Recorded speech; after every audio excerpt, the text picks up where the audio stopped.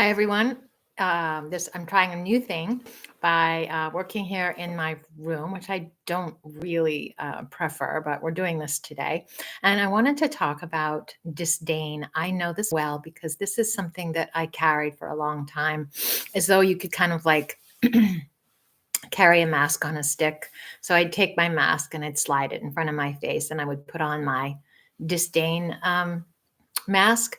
And disdain is literally a mask, and it keeps us at a distance.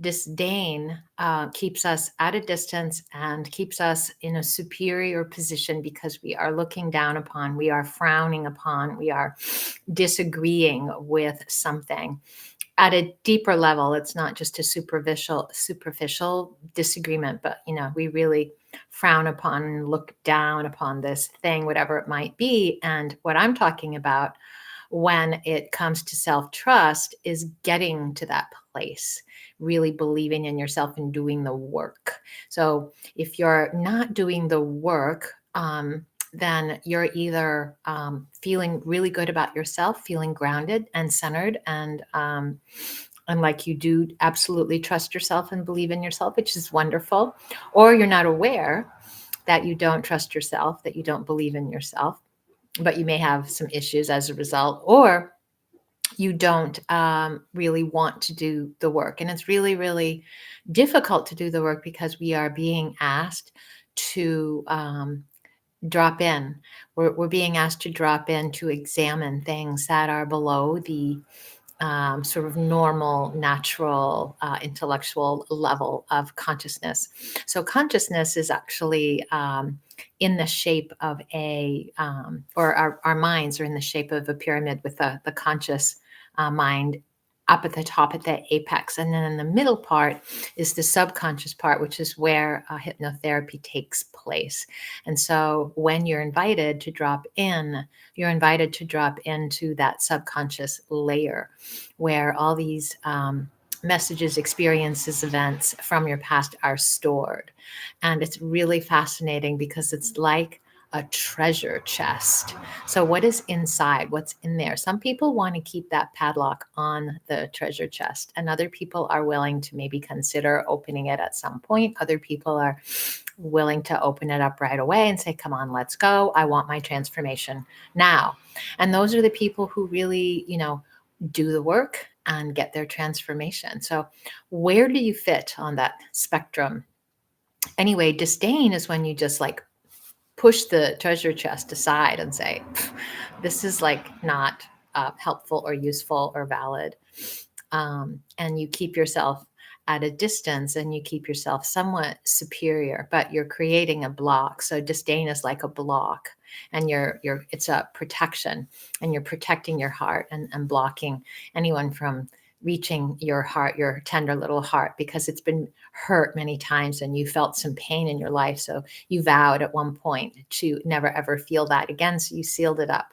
And that does work, but we call it a coping mechanism. And I know exactly what that is. My heart was shut for many, many years. And not only was my heart shut, so I didn't really feel and connect with people at the heart level, but I also was ungrounded, which means that I would come across maybe as spacey or as flaky, certainly insecure, certainly not knowing what I was doing, certainly not having any kind of direction. So things are very different now, and I've done some work on myself.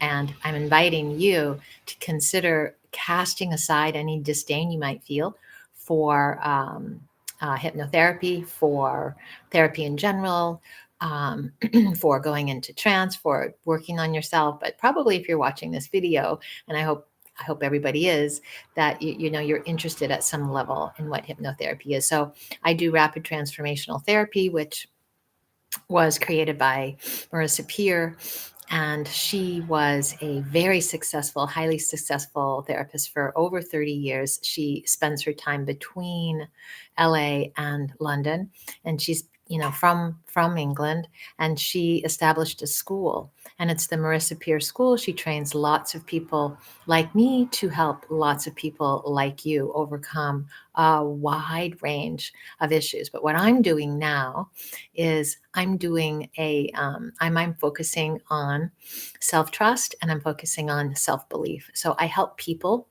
overcome any anxieties by drilling down to the root cause of your issues.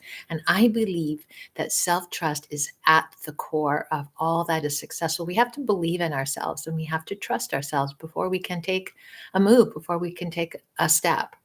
And so much of my anxiety was because I didn't have any trust in myself. I didn't have that foundational layer. I didn't have a base. I didn't have that bedrock. And I love this expression, which really soothes me just to speak it and just to hear it. This deep and abiding sense of self trust, which needs to come first. Lay that down first. Just like you build a house, you have to have a very solid and stable foundation so that that house can remain standing for a long time, right? You have to have a solid foundation. Otherwise, it will blow in the wind after a while. So you lay down this bedrock that you can rely on and depend on. And then from there, you develop self love, self acceptance, self confidence, and self esteem. But self trust needs to come first. So ask yourself, do you trust yourself? Do you trust the things you're thinking? Do you trust the things you're feeling? And if not, if you feel like you're lacking trust, when I was not trusting myself, I didn't even know myself. But self trust really is the gateway to so much about knowing ourselves. And when I lacked self trust, my anxiety was all up and down and all over the place. But the anxiety becomes a moot point when you have this solid, firm foundation. It becomes a non issue. So instead of looking at the anxiety and saying, "Oh, let's see how can we treat that? We'll give you some meds or go do some meditation or spend time in nature." All of these things I've recommended to my clients and to my listeners. And they're really like those are good antidotes. But diving in and getting to the root cause is really different. And so I invite you to consider diving in and going to the root cause, casting aside any disdain, any judgment about the process, right? And considering building in some self-trust, building in this self-belief. So anyway, Marisa is teaching this program to lots of people, and we're all around the world helping people to overcome so many different kinds of things. My name is Lydia Hill. I have a website, which is www.lydiahillhypnotherapy.directory. That's a mouthful.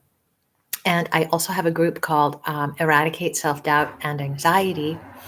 And right now, I'm just really, really excited about this whole concept of self trust and how it really needs to come first. It really needs to be established. I used to teach yoga for many years.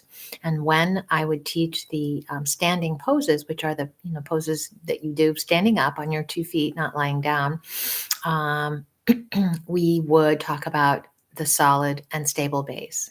If a yoga pose is done without a solid, stable base, your pose isn't a strong one and it's not a solid one.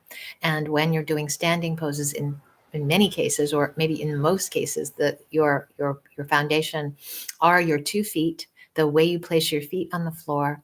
You become very mindful about the weight distribution between the right foot and the left foot, between the inner heel and the outer heel, between the big toe mound and the baby toe mound. All of these things comprise the base. And then from there, as you press down through those points, you draw up through the legs, draw up through the knees, and firm the thighs to create that solid, stable base. So in the same way, we create solid itself. My program is called a rock solid self-trust. And it's a program that lasts 30 days. And I would love to have a free consultation with you to talk about what it means and what it would mean to you and sort of how it looks. So definitely check me out, message me on Facebook, and I look forward to meeting you and talking with you. Thanks for listening.